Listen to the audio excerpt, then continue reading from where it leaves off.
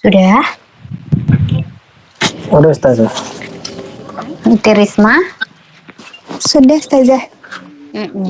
Jadi isyarah dan musyar ilaih. Jadi nanti lafadz yang pertama disebut isyarah, lafadz yang setelahnya disebut musyar ilaih.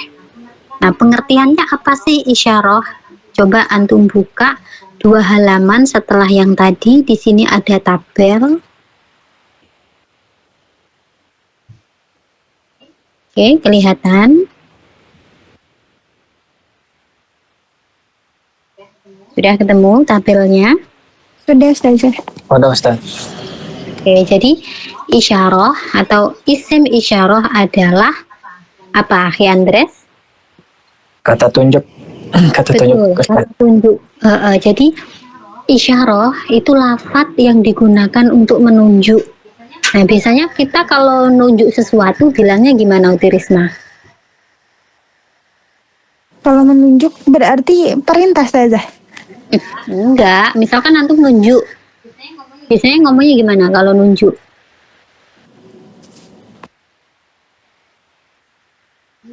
Nunjuk gimana? Oh, kalau nunjuk ini berarti pulpen ini.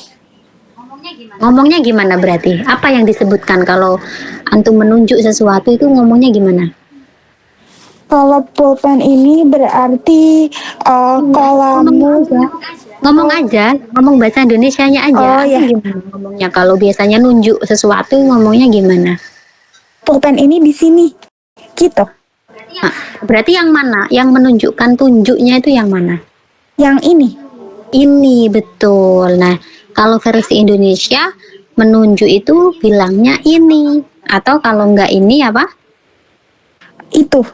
Itu. Nah, itu versi bahasa Indonesia. Versi bahasa Arab ada, cuman lebih detail lagi, ya. Kalau misalkan bahasa Indonesia kan misalkan yang ditunjuk ada satu kita bilang ini, ada dua kita bilang itu, ini juga. Misalkan ada lebih atau ada banyak, kita ya bilangnya tetap ini gitu kan. Misalkan itu juga sama. Satu benda, dua benda atau lebih banyak bendanya kita tetap bilangnya itu. Itu kalau bahasa Indonesia. Tapi kalau dalam bahasa Arab yang ditunjuk misalkan satu bendanya, dua bendanya atau lebih banyak itu masing-masing ada penyebutan tersendiri. Nah, seperti dalam tabel itu antum bisa lihat kata tunjukkan tadi ada ini, ada itu ya. Berarti kalau ini itu digunakan untuk menunjuk sesuatu yang dekat dengan kita. Makanya kita bilang ini gitu. Kalau sesuatu itu jauh, maka dinamakan dengan kita menyebutnya dengan itu. Makanya di sini ada lil qorib. Qorib itu artinya dekat. Kemudian ada lil ba'id. Ba'id itu artinya jauh. Ya, ini pembagian kata tunjuk dalam bahasa Arab. Nah, tadi sesuai dengan apa yang ditunjuk itu cara penyebutannya berbeda. Misalkan yang kita tunjuk satu benda, berarti kita gunakan yang ini bagian yang atas. Kemudian kalau yang kita tunjuk adalah dua benda, berarti kita gunakan yang tengah. Kalau misalkan ada banyak bendanya atau orang yang kita tunjuk, berarti kita gunakan yang paling akhir. Paham sampai sini perbedaan lafadz isyarah? Insyaallah Ustaz. Mafhum ya. Nah, dalam bahasa Arab juga dibedakan, misalkan yang ditunjuk itu laki-laki ataupun perempuan. Kalau untuk laki-laki, misalkan yang dekat, berarti pakai hadza. Misalkan kita mau bilang, kayak tadi, Uktirisna pulpen ini. Nah, berarti hadzal qalamu. Kenapa menggunakan hadza? Karena lafadz setelahnya al-qalamu. Qalam itu kan lafadznya mudzakkar. Jadi bilangnya harus pakai hadza. Nggak boleh antum bilang hadhihi, itu tidak boleh. Paham sampai di sini? Insyaallah. Terus lagi itu kalau satu pulpennya, maka bilangnya hadzal qalamu. Kalau misalkan pulpennya ada dua, berarti pakainya yang mana? Hadani, ya. Hadani ini dua, berarti hadani Nah, dari hadza ke hadzani berarti dia ditambah alif nun ya. Maka al-qalamnya juga sama, al-qalaman. Ada alif dan nunnya juga. Paham perbedaannya? Paham ya? Insyaallah Ustazah. Kemudian yang banyak, misalkan pulpen yang kita tunjuk ada banyak, ini pulpen gitu. Nah, berarti pakai apa? Haulai. Ininya pakai haulai. Haulai pulpen kalau banyak ngomongnya gimana? Harus hafal ini ya. Al-aqlam. Nah, ini harus lihat kamus kok tahu al-aqlam ini ya. Haulai al-aqlam. Jadi kalau satu pulpen hadzal qalamu, kalau dua hadani al qalamani, kalau banyak haulail aqlamu. Sampai di sini. Sebelum dilanjut ada pertanyaan teman-teman. Yang haulail al-aqlamu tuh yang kata jamak enggak sih, Ustazah? Betul. Makanya kan ini kan haula ini kan untuk menunjuk sesuatu yang banyak, ya kan? Maka benda yang kita tunjuk juga harus dirubah ke bentuk jamak. Nggak boleh antum bilang haulail qalamu, itu nggak boleh. Jadi dia nggak sama lafadznya. Kalau yang hadza ini kan satu, maka lafadz setelah hadza ini juga harus bermakna satu.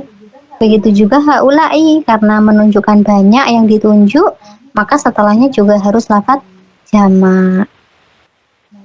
Gimana Andres? Nah, insya Allah Ustazah. Nah, ini berlaku bisa dipakai untuk yang lil ba'id juga boleh ya. Dzalikal qalamu, dzalikal qalamani, kayak gitu dan seterusnya ya. Oke, berarti sudah paham ya semuanya ya? Ustazah, punten kalau misalkan tadi itu kan yang tadi pulpen itu yang dirubah berarti masuknya jamak taksir ya? Yang ada perbedaan-perbedaan itu? Yang mana? Yang tadi al-qalamun. Yang perbedaan yang mana maksudnya Ukhti? Kan tadi yang hazani kan itu beda kan kata pulpennya. Terus yang bawahnya lagi haulai kan itu beda lagi. Betul, iya itu disesuaikan berapa jumlah yang kita tunjuk. Kalau hadza ini kan kita menunjuk kalau barangnya cuma ada satu, ya kan? Terus kalau hadani ini untuk menunjuk jika barangnya ada dua. Nah, kalau barangnya itu lebih dari dua, berarti kan banyak itu. Kalau dalam bahasa Arab udah banyak. Nah, kayak kita 3 orang ini sudah banyak kalau dalam bahasa Arab. Maka bilangnya pakai haulai, kayak gitu. Dan lafadznya juga harus berubah setelah haulai, nggak boleh haulail qalamu. Karena qalamu ini cuma satu. Sedangkan haulai ini untuk menunjuk sesuatu yang banyak. Haulai, berarti kalau banyak diubah yang tadi haulai ya?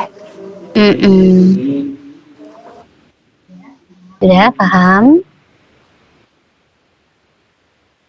Insya Allah Ustazah. Dan diingat teman-teman ya, setelah isyarah ini lafadznya harus ada alnya. Makanya di sini hadza al qalamu, harus ada alnya ini, ya. Ingat-ingat. Jadi hadza ini sebagai isyarahnya, al qalamu ini sebagai musyar ilaih. Nah, ini susunannya namanya isyarah musyar ilaih. Oke, sekarang coba ke latihannya. Nah, coba dibuka halaman yang ini, kembali lagi ke halaman yang tadi. Ada latihan ini, sudah ketemu teman-teman? Sudah Ustazah. Coba yuk, dari Ukhti Risma dulu, nomor 1 dibaca. Murid laki-laki ini rajin. Kalau murid laki-laki itu kan berarti tilmidu. Tilmidu. Ini Tapi itu berarti haza. Berarti gimana kalau disusun? Tilmidu haza mutahid.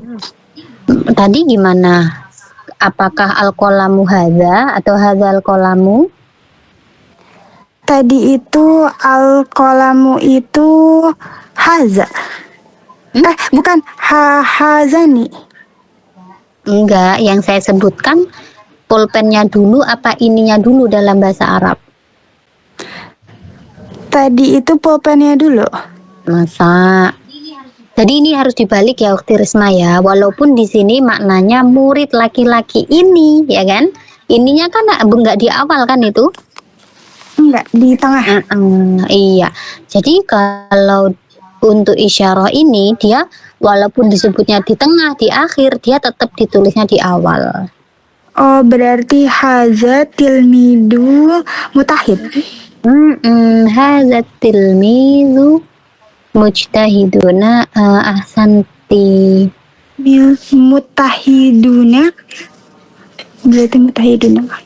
Mujtahidun ini ya udah ini sudah betul. Ya, siap saja. Berarti ininya dipindah ke awal kata langsung ke itunya ya, subjek baru keterangan. Betul. Tayyib, Suma, Akhi Andres, Asani. Dua murid perempuan di dalam kelas tuh. Ini ada kata tunjuknya nggak nomor 2 ini? Dua murid nggak ada deh. Nggak ada. Antum kasih sendiri. Mau dikasih ini atau itu, yuk.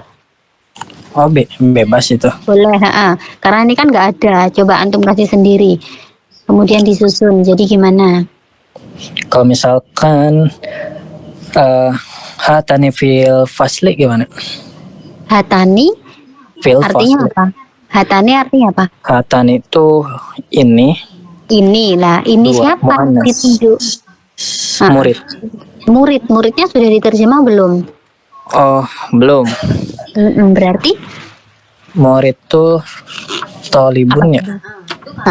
Itu kalau laki-laki apa perempuan? Oh, tolibatun. Iya, berarti